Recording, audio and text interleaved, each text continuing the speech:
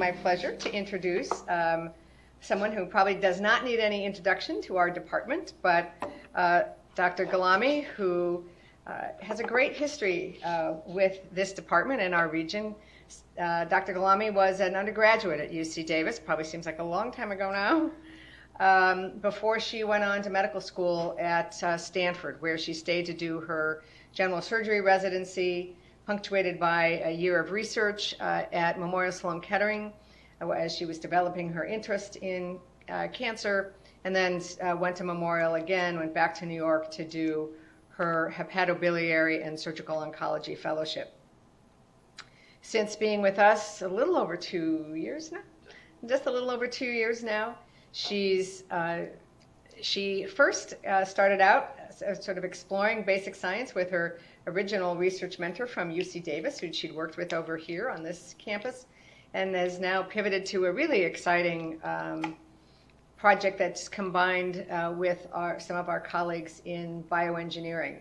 I think it's really a great example of leveraging the strengths across the causeway of this university in the service of science and healthcare.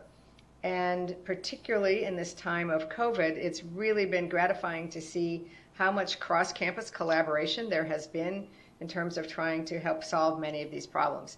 Cancer is one of those problems that didn't go away, and as I said earlier at some point, death is an equal opportunity visitor. You're just as dead with it, whether it's from cancer or COVID or anything else. And so it's really been great to see this work going. So we're excited to hear about it. Dr. Gholami, thank you. Thank you so much, Dr. Farmer, for giving me the opportunity to speak this morning. And I'm going to give you a quick background about the title of the story, the title of my talk today, which really stems off from a discussion that I had with an old mentor of mine, Dr. Miriam Corrett at Stanford. I came back from my research fellowship from Memorial, and I asked her a simple question that I thought back then was really confusing because I really had fallen in love with pediatric surgery unexpectedly. And so I asked her, I was like, how did you really know what you wanted to do for the rest of your life? And so she looked at me and gave a very simple yet really deep thought, as she always does. And it really left an impact. And she said, it really has to be a true passion of yours.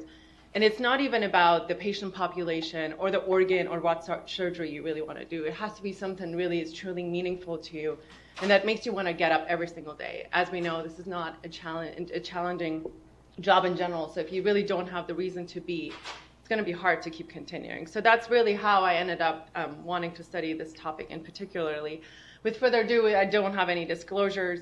And Dr. Farmer was kind enough to give already an background, but for those who don't really know a lot about me, I grew up in Iran, in Tehran, until the age of 5. And right after kindergarten, actually, I went on a small summer vacation that I was told by my parents. And we went to Turkey, and this was right after the Iran-Iraq War, after the revolution, during really challenging times.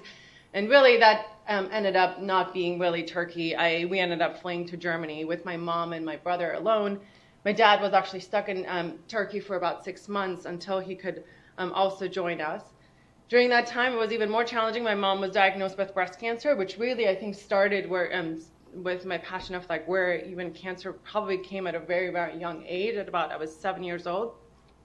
At 17, I decided to leave Germany and come to the United States to follow really wanting to become a doctor. So I had an uncle who lives in Danville. I was 17 at that time, and I was right before undergraduate, really not knowing anything about the American schooling system. And given that he was very close to UC Davis, he says, Davis is a great school. You should go to Davis. So lo and behold, I only applied to Davis, and I got into Davis, and it ended up being really the best choice for me at that time. So then I, as Dr. Farmer mentioned, went to Stanford for medical school. And I really enjoyed my time so much there, why I decided to stay there for general surgery residency. I really had my heart set on oncology, and so I decided to go to Memorial Sloan Kettering and work with Dr. Fong on really doing bench lab research and working on targeted therapies and vaccinia therapy for various cancers, with the goal really to do a fellowship there. And then I returned back to Stanford to finish my general surgery residency. And I then did my fellowship in surgical oncology and a sub-fellowship in hepatobiliary surgery at Memorial Sloan Kettering. And just how this life comes full circle, a job opening ends up coming at UC Davis, so here I am. So kind of made it all sense. Now, when I was thinking about what do I really talk about giving grant rounds, I thought about what was a topic that I really wished in training I had heard a little bit more about right before starting and trying to build a program. And so I thought what would be of interest to the residents as well as obviously the faculty as an example to see, like, how do you really start off building a program from scratch? And I focused on really, like, what is the clinical problem that I want to really be thinking of for the rest of my life, so to say. And then I focused on two aspects of it, one of which was how can you really as a surgeon expand or build a program from scratch at your institution of choice. And then also on the other hand is really the sciences, right? Like how can you advance the science as a surgeon with your particular development skills that you have. So the talk for today, I'm going to be focusing on just the clinical problems and then review the management of colorectal LiverMetastases and the outcomes that we have so far. And then the second portion of the talk, I really will focus on how we build this program here at UC Davis. So with the clinical problem, it's pretty clear that it is a problem. Like colon cancer is second leading cause of cancer death in the United States. There's been a recent rise in the younger population, which has led to the screening outlets at the younger age. Liver metastasis is it's often the most common site of the metastatic disease and most common cause of death. So therefore, as a surgeon, we know that liver resection is the only chance for a cure, which really makes you take a big leadership in this particular patient population. Now, what are the outcomes in surgical management? I'm going to start off with the rationale of why do we operate and what are the survival outcomes. Goes to say that historically we didn't always think that operating on liver metastases was really the right thing to do. There's a famous quote here that says, a partial hepatectomy for malignant disease can very rarely be justified. Secondary metastases are nearly always multiple, and it can be assumed that many cancer seeds still impalpable are scattered throughout the liver. Well, luckily, we didn't really stay with that knowledge. As many of you know, chemotherapy response rates are about at 50% for first-line therapy. And second and third-line therapies that really have limited efficacy. And really, if you look at, despite all the advances that we've had with recent biologics and systemic therapy, the durable response and long-term survival is really rare, which really touches about 10% at 5 years. So the good news was that people started operating on these tumors without really any randomized controlled trials. And if you look at all these series that we have with thousands of patients here, the survival outcomes are really about 40 to 50% at 5 years, which was a significant improvement compared to the chemotherapy alone arm. And not only did we see that you can actually increase the survival, we actually saw that in a small population of patients, about 20%, after 10 years, patients can achieve a cure. Now, the next natural question that you ask yourself is how do you select these patients and who do you operate on? Now, there's various scoring systems that we use. One of the most well-known scoring systems was actually invented by my PI, Dr. Fong, at Memorial Sloan Kettering, which I just found out on Twitter last week, because apparently it's the most common cited paper in Annals of Surgery. So here's go Twitter, random facts. But so it's a 5-point scoring system, and at that time they looked at various clinical factors to see what are the most common and most significant prognosticators to really decide who to operate on and who not to. So there's really here are the 5 points. So nodal status of the primary tumor, the disease-free interval being less than 12 months gives you a point. If you had a CEA level greater than 200 at your time of diagnosis, it gives you a point. If you had more than one solitary hepatic met, or if your largest tumor was greater at 5 centimeters. So now this is from 0 to 5 your points, and as you can clearly see on this graph, is patients who have a survival, who have a lower score here, and from scores basically from 0, 1, and 2, do significantly better compared to patients who have a score of 3 to 5. So this was further validated in various other institutions. But this is one of those examples of the papers that shows that indeed patients with a lower score end up doing significantly better compared to a higher score. Now, again, like I said, this is not the end-all be-all of all clinical risk. Clinical risk score is not the answer to all of decision-making for surgery. There's various other markers that over the last decades have been studied, so one of which are molecular markers. So we know that patients with high mutational burden, such as KRAF and BRAF, have really significantly worse outcomes compared to patients that are wild type.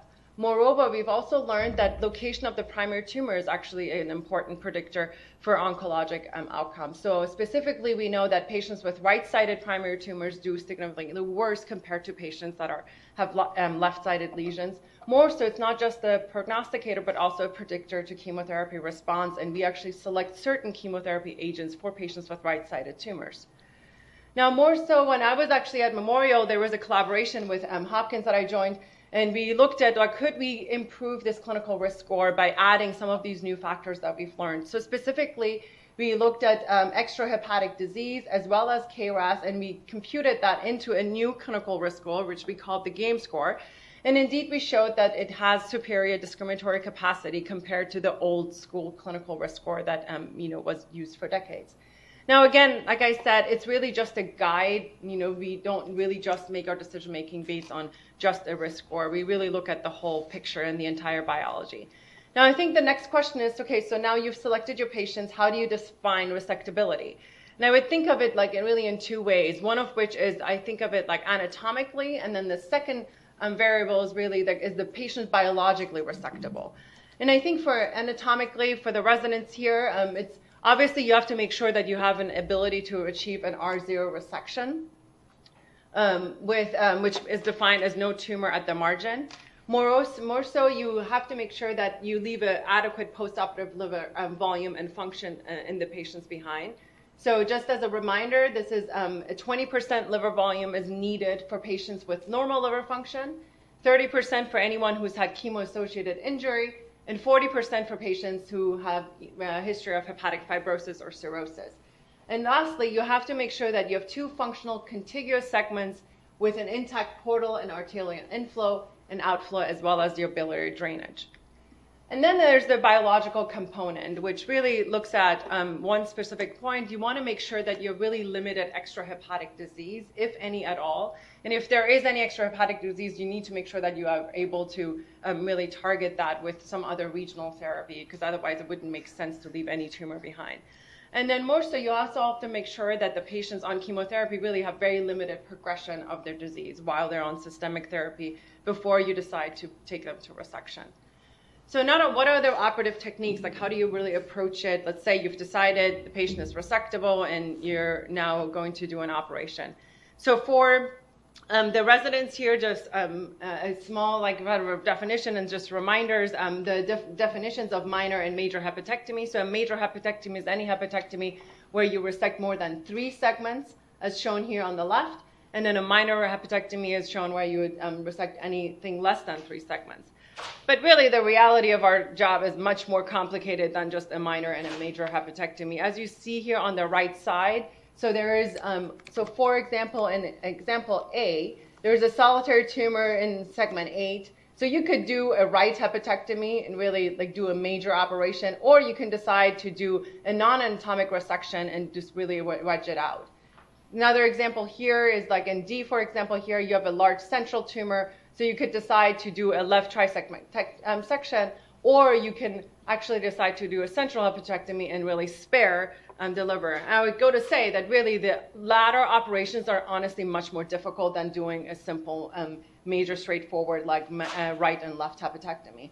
So with that, you would argue why would you go through the trouble to do actually a more complicated operation where it takes a lot more finesse to do so? And their answer is it actually does matter whether you spare liver parenchyma. So back at Memorial, Dr. Fong with Bloomgart's and the whole group, they looked at specifically major operations that included a major hepatectomy compared to parenchymal sparing operations.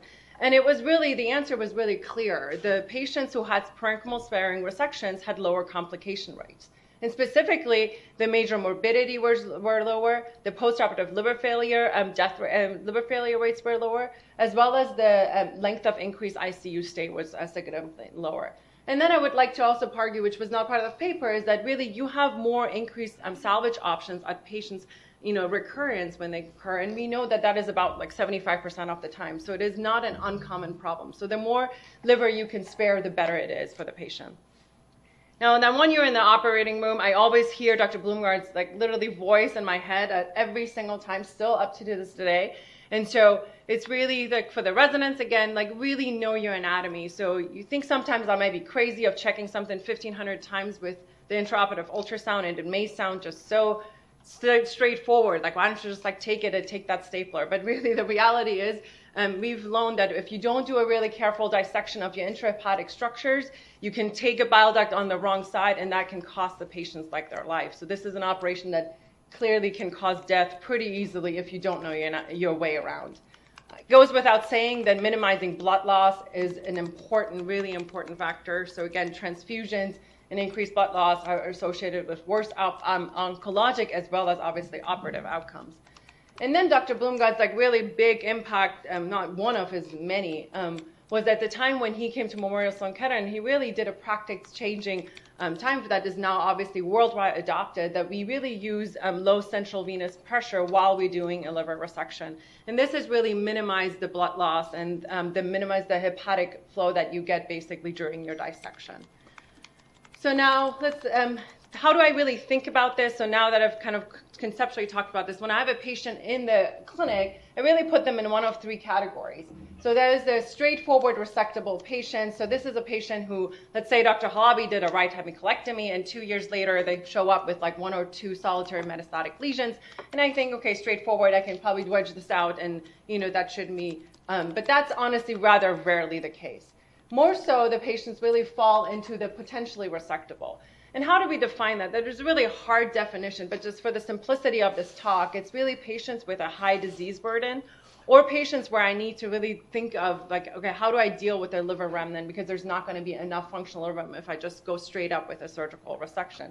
And then there's clearly the majority of cases, unfortunately, still that are unresectable. So these are tumors that are going around both pedicles or obstructing the entire hepatic outflow, or just numerous tumors where you wouldn't be able, with any sort of finesse, get an R0 resection, as we have reviewed. Now, the other component to surgery is that everyone pretty much gets perioperative chemotherapy, and this is just one of the trials that this is not a chemotherapy talk, but I think everyone, for the residents, you guys have to remember this Nordlinger Trial, which is essentially a randomized clinical trial that looked at perioperative systemic chemotherapy plus surgery versus surgery alone. For their power analysis, they wanted to look at progression-free survival, and indeed the study was positive. So patients who had surgery plus chemotherapy here in green had a higher progression-free survival compared to those not. Again, it doesn't increase your overall survival, yet it really is a standard of care that we use perioperative chemotherapy. It's usually a 6-month cycle, so we do 3 months pre-op and then 6 months post-op. In general, this is sort of the gestalt. Now, again, the issue is that most patients with significant tumor burden are often really left with too small of a liver remnant in order to just do an upfront surgery. So we have some more advanced strategies that we can use in order to increase their liver remnant. And so 2 of these things I'm going to also go over in our examples later on as I talk about our program is portal vein embolization and 2-stage hepatectomy. But just to briefly review is that we use liver volumetrics to predict the size of the future liver remnant, and it's really used as a surrogate to predict postoperative outcomes. And here's just a reminder of what are the volumes that you need. And really what happens during a portal vein embolization is by embolizing the portal vein on the side where the tumor is and of the side that you're planning to resect, you therefore cause atrophy of that side and get a compensatory hypertrophy of the contralateral side. And usually that process takes about like 3 to 4 weeks. So I usually scan the patients at 5 weeks. And then what we do is we really calculate a kinetic growth rate, which has been described by Dr. Bote at MD Anderson. And so with this kinetic growth rate is greater than 2% per week, we then have sort of a green light that it would be safe to go and that this liver will hypertrophy enough with a major resection. Now another technique is using a 2-stage resection. Now what exactly does that mean? So here's an example of a patient that has bilateral distribution of metastatic disease. Now if you can see here, the left side has only 2 tumors versus the right side that has 4 tumors. So in the first stage, you really wedge out or resect the tumors on the side that is less affected, which is the side that's going to stay in situ and going to be your future remnant. Then we wait for the left side here to hypertrophy. And that usually takes about like a couple of months, actually, not just for the hypertrophy, but you give the patients chemotherapy and make sure that they don't progress and have new lesions during this time.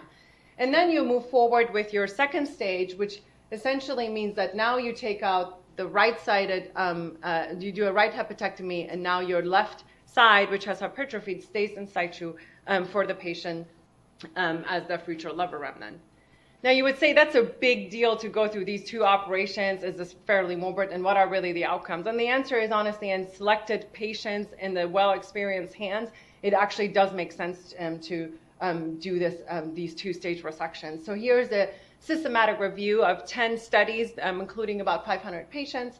And just to summarize the patients, most of them got preoperative chemotherapy, as I already discussed.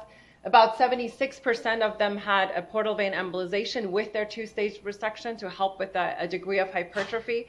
And about 77% of these patients ended up getting to a second stage. Again, the major cause of these patients not getting to the second stage is mainly that they have progressions. And so those, you really select the patients that have a favorable biology for your two-stage resection. And if you look at the outcomes, you can achieve about 70% of achieve the R0 resection.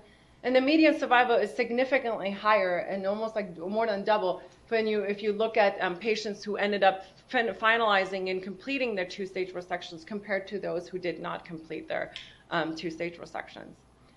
And then, I think lastly, just sort of in the management, and I won't go into a lot of details just given the length of this talk, is that we use really a variety of other modalities with surgery together in order to really do the parenchymal sparing techniques. So the most common technique that we use here is microwave ablation. And sometimes I do take advantage of stereotactic body radiation for small tumors in order to get a better local control. Now, again, these two procedures here, the Y90 is a radiation procedure, and then TACE, as many of you have heard, is also through the interventional radiologies to get drug-eluting beads to these tumors via the hepatic artery. But it's really mainly used for unresectable patients. And then lastly, we have a hepatic artery infusion pump, which I'm going to go over in details in the next couple slides, as we now have actually opened this program here at UC Davis. So now, for those who don't know, but this is really an ancient treatment. It's been around for decades. And really, we use a refillable pump that is subcutaneously basically placed here next to the midline. You make a midline laparotomy, and then the catheter will go and be placed into the GDA, which is ligated. Now, through forward flow, you now get any drug that is in this pump directly through the hepatic artery into the liver, and you really get a local regional chemotherapy compared to a systemic. Now, and why would we go through the trouble of doing that is because in the 80s, when they did the studies, we used FUDR, which is a really old school, deep, really dirt cheap drug. It's a 5-FU derivative. And when they measured the levels of that drug within the tumors in the livers, they were about 500 times higher as given compared to systemic alone. So this is really the rationale about why this is more efficacious than some systemic options. And it also has shown to increase survival. So we won't, again, go over all the different trials. There's been numerous clinical trials actually done with this in the 90s and early 2000s. But this is the most recent paper that came from Memorial Sloan Kettering, where they really looked at all of their patients that ever had pump chemotherapy. So for a surgical paper, this is a pretty large N. So over 2,300 patients were included in this. And they specifically used a propensity scored match analysis for patients in different eras, as well as matching for their chemotherapy. Because the argument of those who don't believe in the pump is always that, well, systemic therapy has gotten better, and patients are getting different systemic therapies these days, so you can't really argue that an old pump is good enough, or it works just as efficient as some of those papers really show. But indeed, they actually proved everybody's pretty much wrong in this paper, as in they looked at different eras, and really the message was that it does increase survival as well as progression-free survival versus the chemotherapy arm alone. And I think the main point of this paper was that obviously it takes expertise, it takes a whole team, and it takes a lot of dedication, which is really why it's really not widely adopted at a lot of other institutions. I think pictures speak a lot more louder than any words I can put on graphs here, but this is a patient that is clearly unresectable to the left, and you see the patient is over a decade out on the right with really melted tumors. So it does indeed work. I've seen numerous of these kind of cases during fellowship. which is really what convinced me to bring it here. And so here's another take-home point is not only do you increase survival, but you actually can get these patients to resection, which is really an important thing, as you know that surgery improves survival outcomes. So here was another phase 2 trial, but led by Dr. D'Angelica at Memorial Sloan Kettering, looking at the tumors here, like examples on the left. Really, I mean, these clearly, no one could argue that this patient is not resectable. And here are the outcomes that you see with just giving systemic chemotherapy plus pump chemotherapy. And the take-home point is about 50% of these patients at 6 months become resectable, and then you can actually improve their outcome that way. Now, when I was a fellow, I really asked myself this question, well, we have all this like molecular markers now, and we know that KRAS status is bad, and if you're mutant, do you do significantly worse? Should be really giving the pump to patients with a KRAS mutation. And so specifically, I looked at all the patients who had a pump versus not and had available KRAS status. So we looked at all the biopsies, and we were able to look at 674 patients. And I can tell you, looking at the two different groups, that the patients who had the mutations had significant, who actually had the pump, had significantly worse predictors compared to patients who didn't get the pump. And this is sort of like a natural selection, I think, bias. But despite those factors, you can see here clearly on the graph that the patients who received the pump, shown in red and in blue, did significantly better than the patients who didn't receive the pump. But much more so, which I thought was really interesting to me, and really was the study questions that I had initially when I thought of this idea, was that the patients who were a mutant, and I'm going to go through it slowly, so the KRAS mutant who received the pump in blue did better than the KRAS wild type who didn't receive the pump. So for me, it was a way of thinking about it, well, we know that the mutants don't have really the benefit of some of these biologics that are out there. So can we then give them the pump, and it can really mitigate potentially the worst outcomes that are usually come along with a KRAS mutation. So now that I've sort of reviewed, how do we manage these patients in general, how did I, really help with a huge amount of teamwork, build this clinical and research program. And so what I wanted to use is this cancer care continuum, which is really just a structural framework where that really brings down the processes of cancer care all the way from risk management to surveillance and end-of-life discussions. And so I'm going to highlight just 5 points here of the things that we've brought here in order to help us shape and build this program. So I think the number one thing that I noticed that we needed here before anything else we can really do is a multidisciplinary team. So we put together a multidisciplinary hepatobiliary team that obviously includes surgery, medical oncology, body radiology with a specific focus on MRI readings, interventional radiology, and hepatology. And really the idea is that each member of the team gets together, we meet every other week, and really comes back with their expertise as well as their available treatment options they have. And then together, really as a team, we develop a consensus approach for each individualized patient according to really the best current practices that we have. And we don't really just only talk, we actually really physically work together. And so I spent probably half my time in radiology, I would say. And so this is an example. So, during my fellowship, we never did percutaneous ablations. And I thought, well, why can't I start doing percutaneous ablations and go down to radiology and learn? So this is Dr. Fanan Pazier, who is a really great collaborator of mine.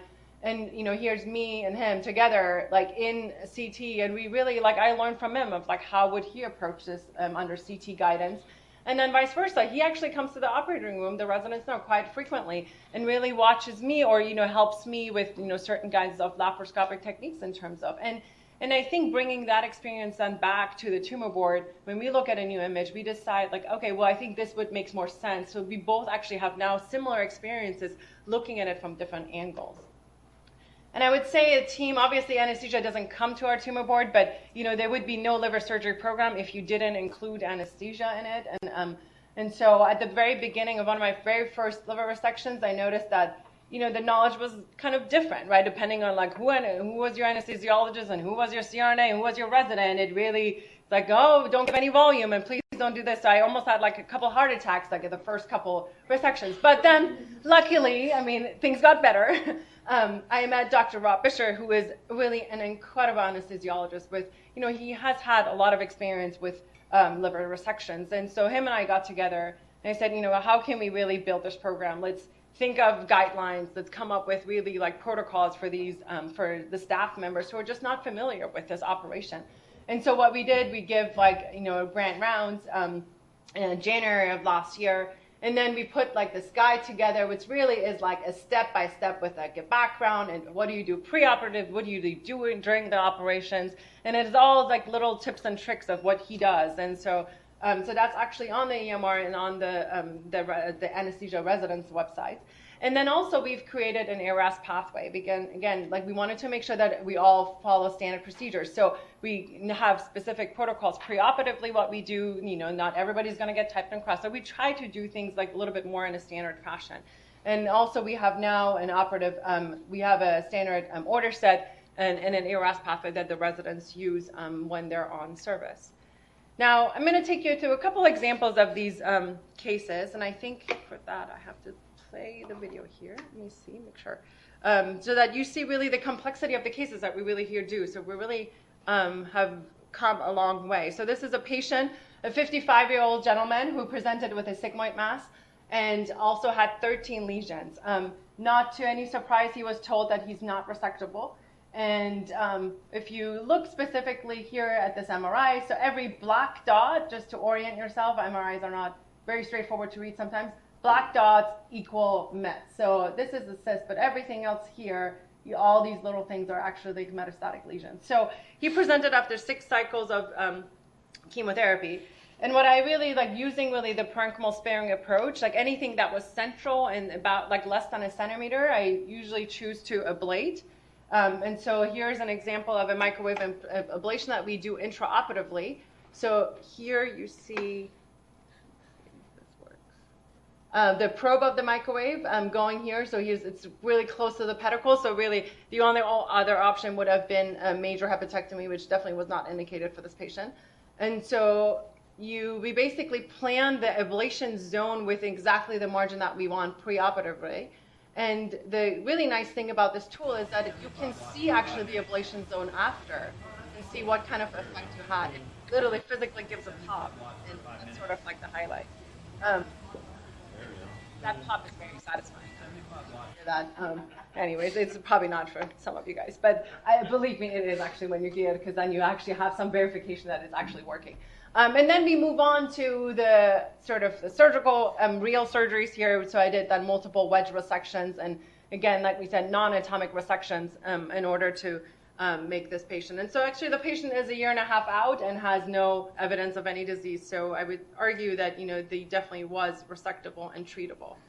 Now, here's a different challenge. So Dr. Gholami knows this patient really well. So she's a 45-year-old with a cecal mass, and she presented with 12 liver metastases. Now, she presented after 1 year of chemotherapy. So really in her, she didn't have any bulk disease, but she had small little lesions like throughout her entire liver. And as you can see here, I mean, this would be an easy wedge. It's peripheral. This is quite easy, not that bad, right? But then if you really look at this last one, like near the cava, so it's like, how do I really get this out with a good margin without doing a major resection, which would at least be a right posterior sectorectomy, right? So what we then did here in this case particularly is we did the typical microwave ablation of the smaller lesions. I wedge resected everything else out.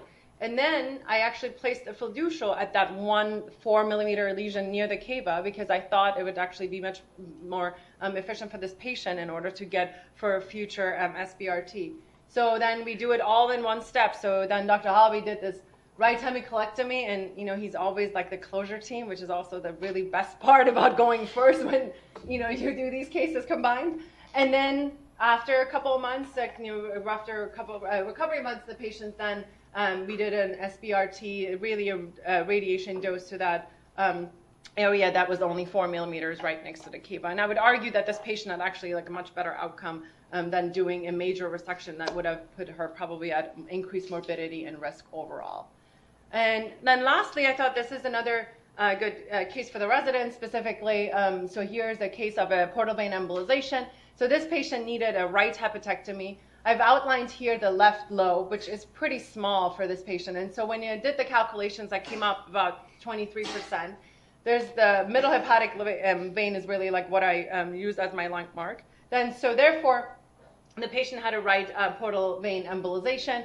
This is a coil embolization that went into the portal vein, and then about 5 weeks later, we got this imaging and clearly see that the left lobe now has hypertrophied to about 39%. So this was actually a significant growth rate. So it gave me the green light to do the right major hepatectomy. And here's an example.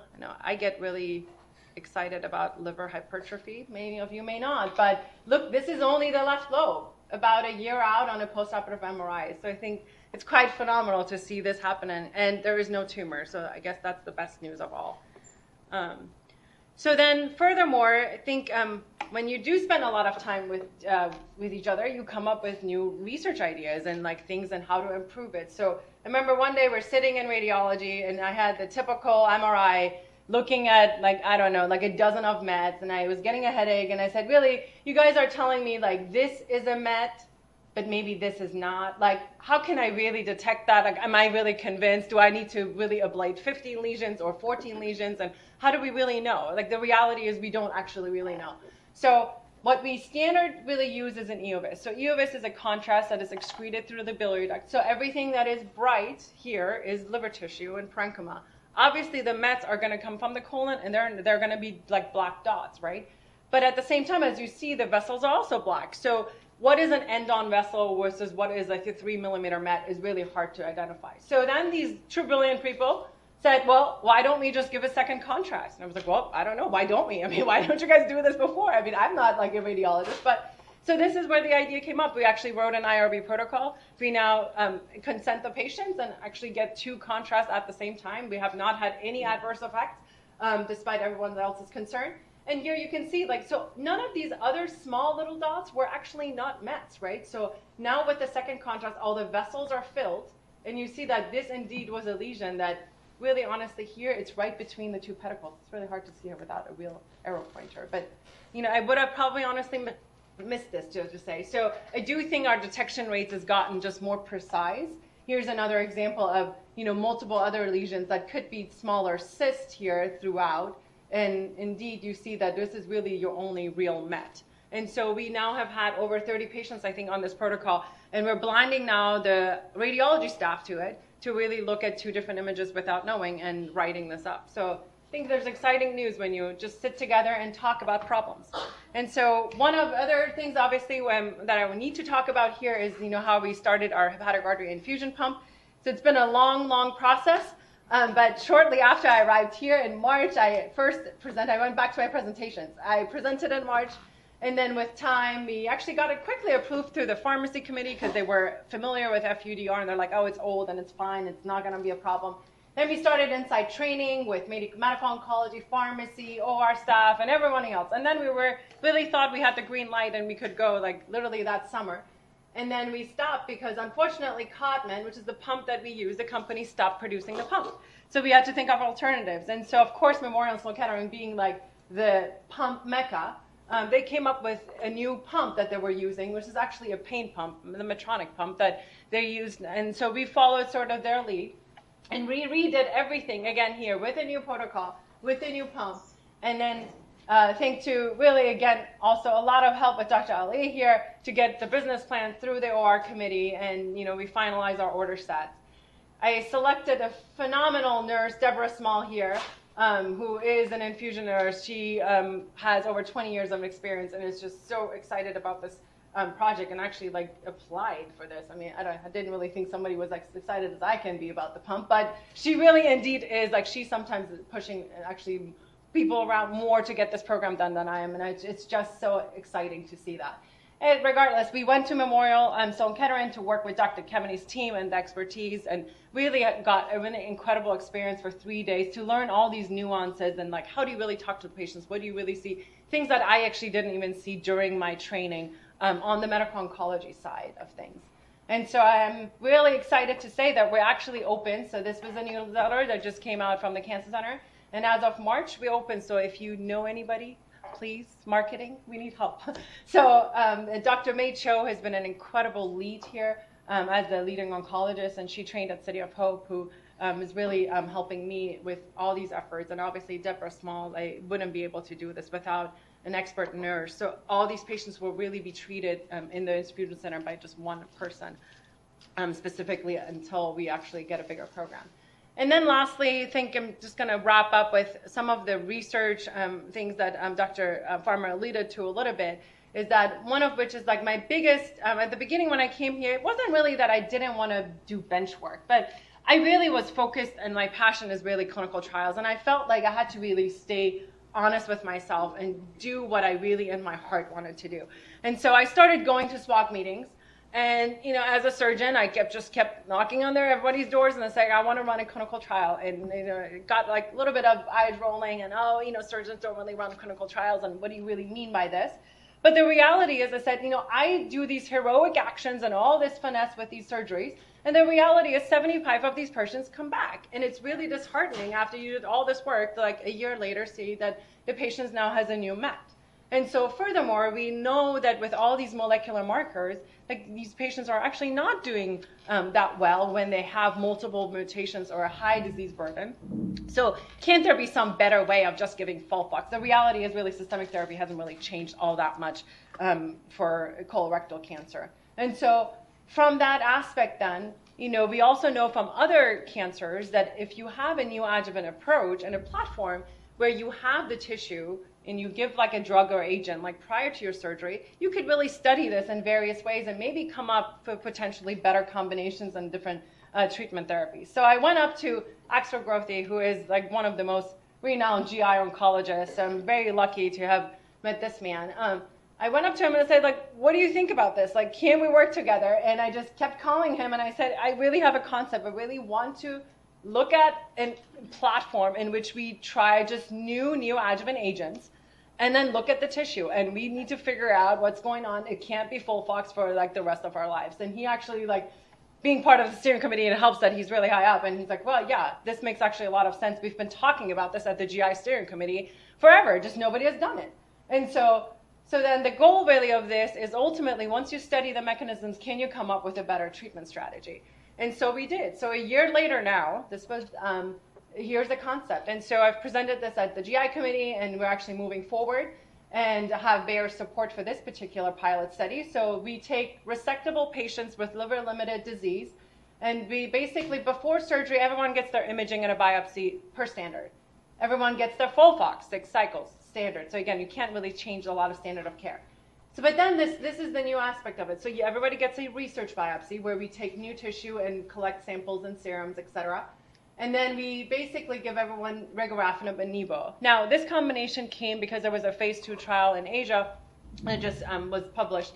And essentially, they've shown that with this particular combination, which is a multi-kinase inhibitor with an addition of a checkpoint inhibition, you had increased response rates in gastric as well as colon cancer. So this is just one of the ideas. Again, this is going to be a larger platform where various different agents can be studied. But this is our first pilot to show feasibility. And then they move forward with a liver resection. And so with this sample and then this sample, the idea is that you really use these and compare and look at specific markers. Now, for the primary endpoints, we're really collaborating with HalioDx. That is a well-established company in France. And we're really well known for studying sort of the immune response and specifically looking at mechanisms of actions and like how this really impacts the immune microenvironment. And specifically for our endpoints, we're looking at the immune score, which is an established score looking at CD3 and CD8 lymphocyte quantifications. And then also here to the left, you see we're using a multiplex complex. And what it really is essentially a fancy IHC where you can 7 markers in one single tissue slide. And the advantages of it is that you can really look at different like immune cell populations, and not only just at the ratio, but also at like the actual spatial localizations of this.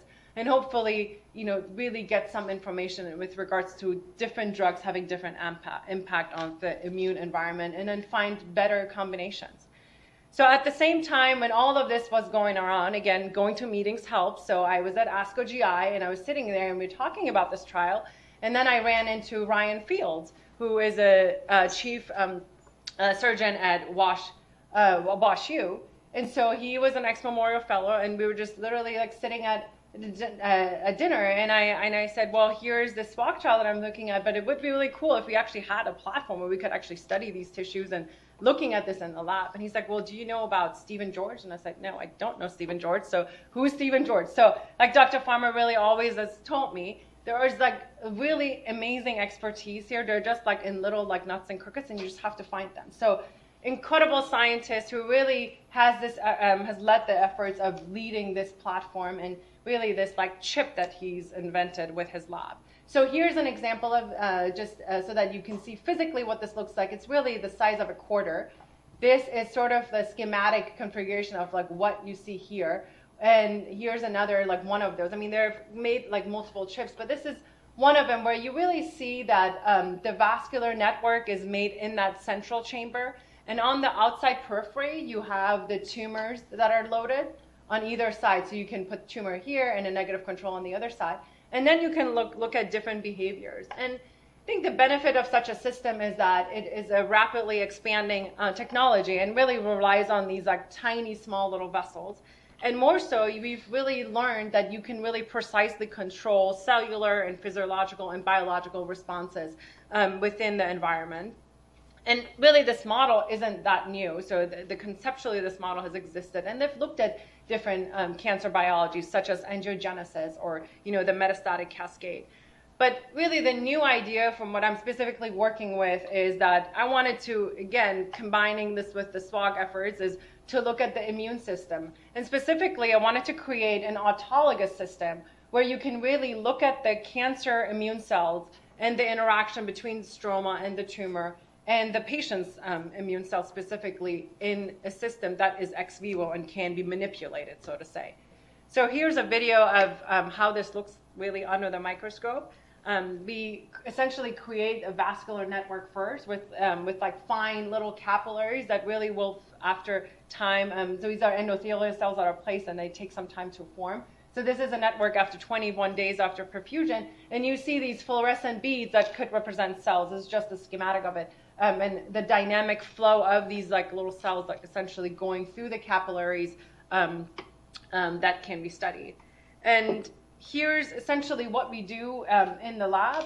I resect the tumors here, and so that tumor goes directly to the lab into a petri dish. And then we use the organoid, we use the tissue processor in order to make organoids. So once it goes into smaller clusters of cells, the cells get filtrated, and then we put them essentially into a culture for about 4 to 5 days. And once that's stabilized, it gets loaded onto the chip after the vascular network has already placed into place. And I think the most important component is that we're really now adding the patient-matched immune cells from the time of surgery onto the device so that we can really look at this. And here's just some preliminary data, so you see that what it actually looks like under like really high fluorescent imaging microscopy is, again, just as a reminder, so the vascular network is in the middle chamber, and once this is actually formed, then the tissue gets placed into an outside chamber. And again, these only communicate through these smaller channels. So in B, you see that the vascular network is formed in about 1 week, and truly it's like a beautiful angiogenesis happening. And then here are the cells. So now after a week later, we load actually the cells. So this is just a view of like how the cells actually go from the outside chamber into the vascular network and are migrating and kind of mimicking sort of what happens in patients. And then lastly is what we're doing here is like we're adding the immune cells. So these cells in turquoise are now put in after a week, and you can see on like the high resolution imaging that these starting to migrate. And again, this is just the very basics of it. We're nowhere near. I mean, we just started this collaboration about like now less than a year ago, I would say. And we're really trying to refine this model and look at specific immune populations and specifically what happens if we give different drugs to tumors and look at the specific things. And so I would say my summary slide is just a big thank you, is because none of this would work without a huge village. It literally would not have been ever to do this alone. And I think Most importantly, I have to thank Dr. Farmer for giving me the opportunity to really take this on and giving me time to really look around and do what I really wanted to do. Obviously, Dr. Bold and Dr. Calhoun for being the section chiefs and division chiefs and letting me, supporting me throughout the entire process. You recognize a lot of these faces, and that's really because I've probably knocked at your doors at one time or another and asked, how do you do this? I'm having a problem. Can you email so-and-so or can you call so-and-so? So I really think this has been really phenomenal to see how each different section has really helped in building this program. So this is really all your effort. And last but not least, I think Teresa Franklin, I would not be able to take care of my patients if it wasn't really for her care and her dedications to just overall the program building. And then last but not least, it's not all rosy. So these two individuals, Dr. May Cho and Dr. Krani, are really there every day when, I just want to sometimes give up and not do it. But then they really remind me that, it will be all worth it and kind of keep you pushing you. So really neat partners in crime and really friends while you're doing this whole thing. And then on the research side, I really have been so fortunate. I mean, if it wasn't for randomly, having that dinner discussion with Ryan Fields, I don't know how I would have really made this happen, to connect with Stephen George and his incredible lab. I mean, really a phenomenal group of people, and it's such respectful environment where really everybody contributes and has something to offer. And then obviously Dr. Robert Cantor, who really, God, has read every single grant, and I love his criticisms, and he's just always such a good wisdom, and really brings you back to the point of how to really scientifically make your work better. Sonal Desai, who's been an incredible grant writing skill person to really teach me. Dr. Fred Myers, who has really supported me throughout the master's and the MCRTP program, and really Paul Yoon. I mean, I think some of these junior animals are just incredible. I mean, what the work that he's delivered, he's now a first author on a review paper because he's so excited about the work that he's been doing in the lab. And it all started with, can you take this piece of tissue to the lab? So it goes to say, obviously everybody else, that I didn't really have a lot of room to mention all these other names, but not to forget people in the administration that really make all of this work and all the grant submissions really go smoothly, which is really the reason that I've been able to really be successful and have the opportunity to apply and also received some of these grants, and just announced that I got into the K-12 program, which is really super exciting now. And I think, but lastly, not to mention that is that I can't forget is at the end of all of this, it's really the foundation, right? And the foundation came really from watching these leaders, teachers, and mentors of mine who really led the tremendous effort, and for that I'm forever grateful. And with that, I take any questions.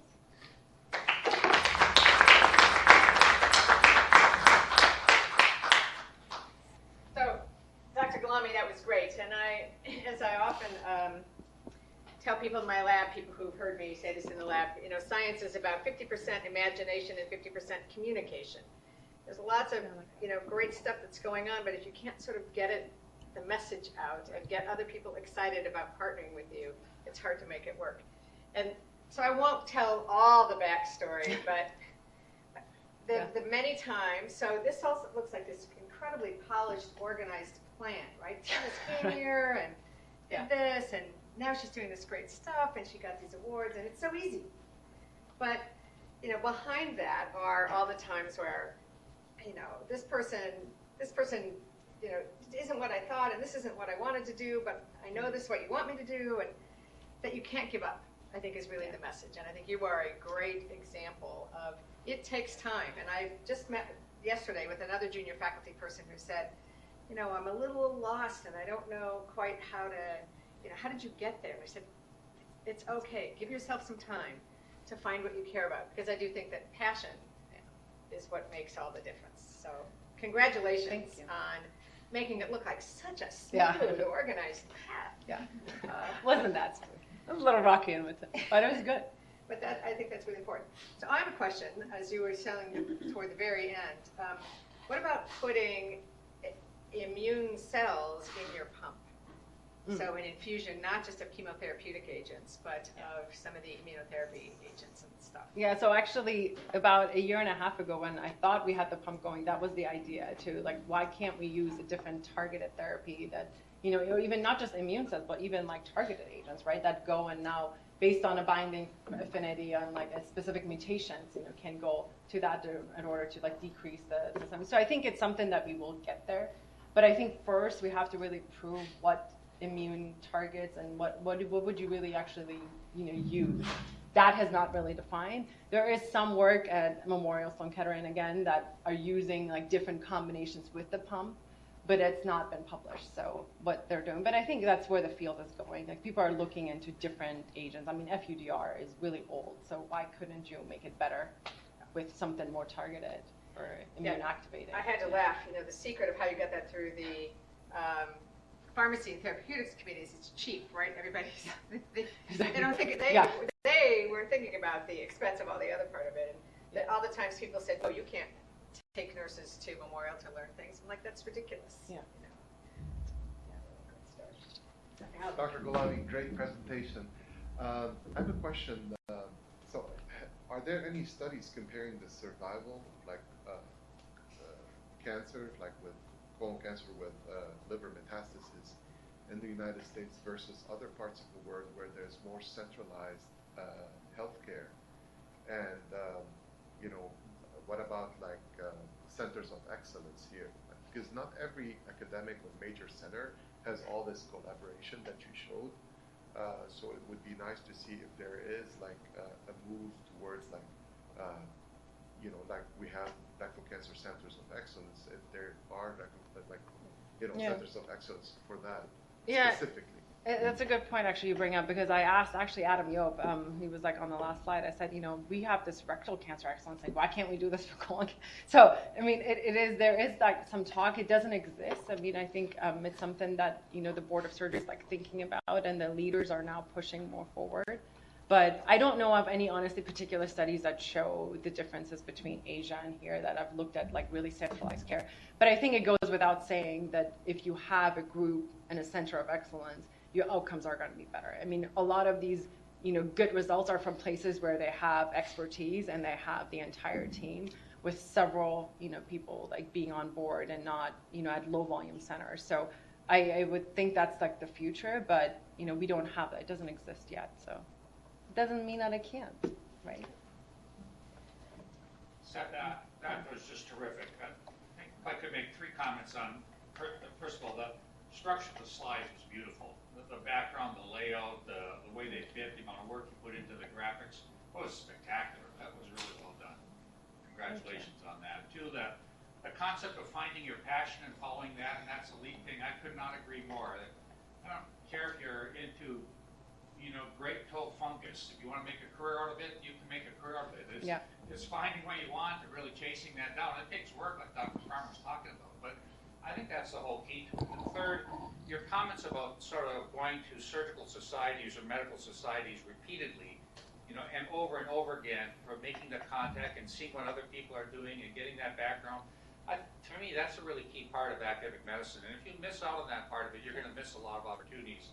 And I think your talk was an example of how much you picked up from going to those events and how much that added to it. Yeah, and I would say for the residents, honestly, like my first year, it felt quite awkward because I'm loud and I'm outspoken and I'm very social. So it was never an issue of like connecting with people.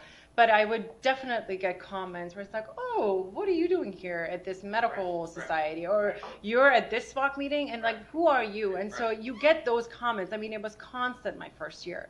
But you just keep pushing and you just show up. And then eventually they see that they can't really get rid of you. And then so now they use you and then you deliver. And once you deliver, then they're like, oh, actually, like she can put a whole steering committee together.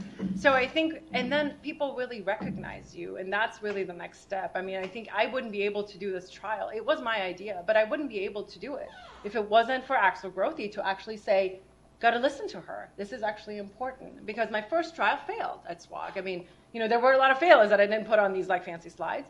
But that was just a learning experience to say, okay, well, this is a great concept, but they didn't like it. So I'm just going to keep going, and you have to go to the people where people also listen to them, and then you'll listen. I could one science question about it. What's the current thinking on why a liver met from colon cancer will show up a year later after having no evidence of disease, and the primary's out, and there's no evidence of disease anywhere else. Where does that met come from? Where does it come from? I think it's, the idea is that the answer is honestly, we don't really know. But the reality is that there's probably metastatic disease that is at some point is coming that is just not detected. And it just takes that time. So it's usually the recurrence happens within 1 to 2 years where it's enough, of a cluster where it can be detected.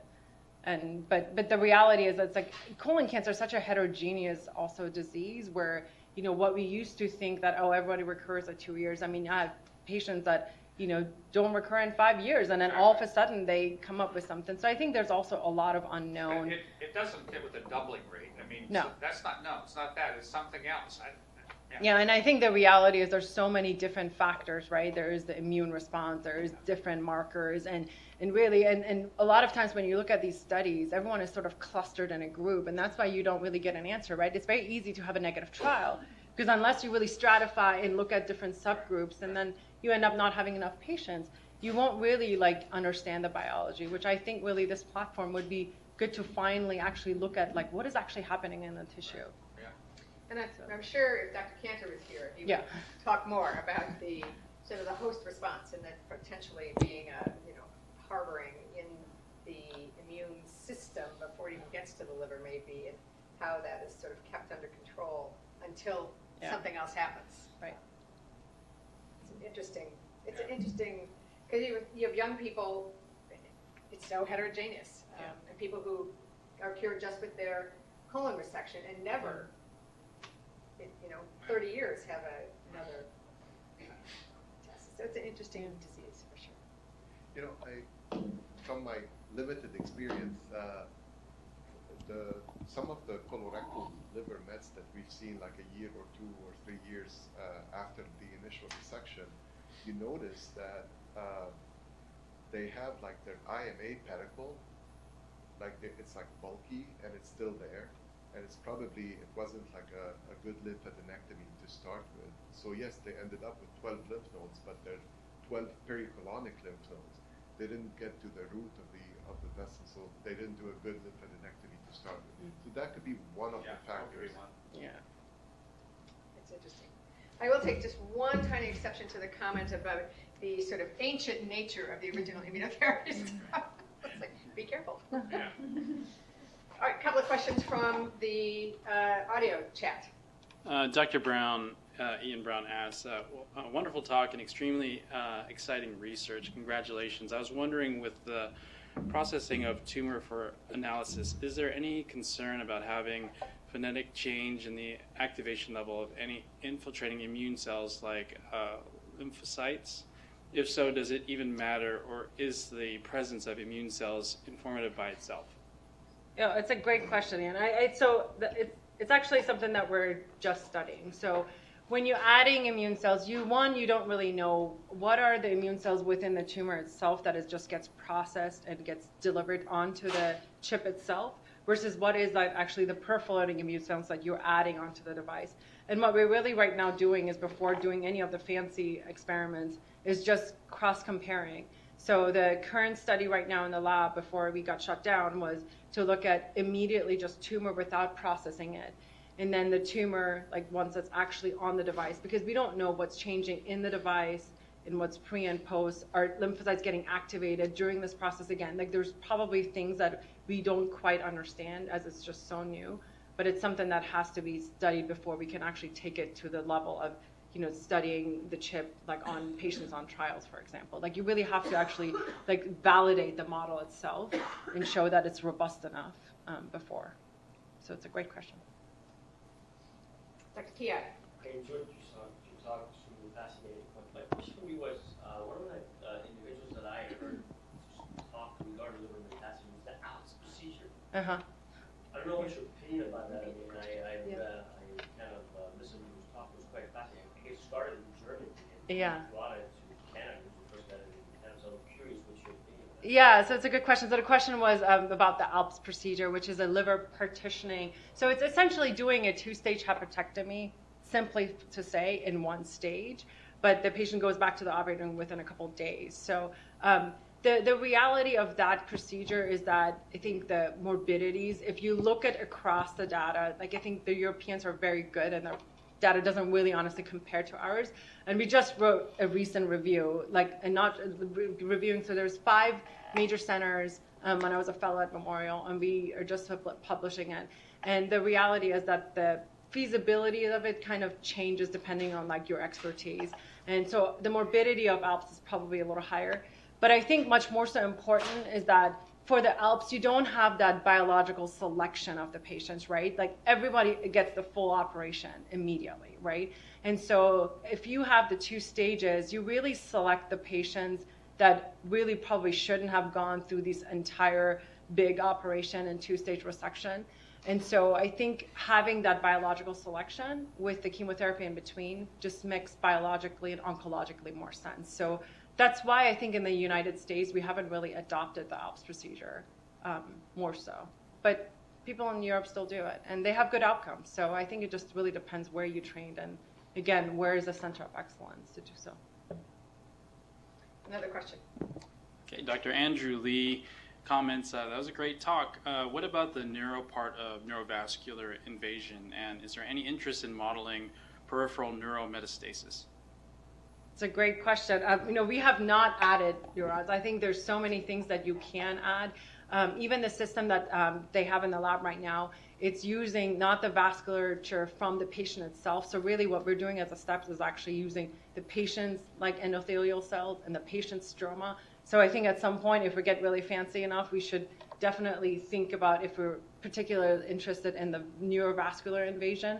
That is a great talk, but a great question, but we haven't done so. I think we're just so premature sort of in this whole chip modeling, which is good. It gives us decades of work. Yeah. I also remind people that you have 20 years, 30 years You always to told solve me these that. problems. You don't have to do it in 2 You years. told like me you're in that. the lab. Yeah, you told me that. Don't think you're done at the end of 2 years. Yeah, exactly. Thank you again, Thank Dr. you. Gholami. Thank you.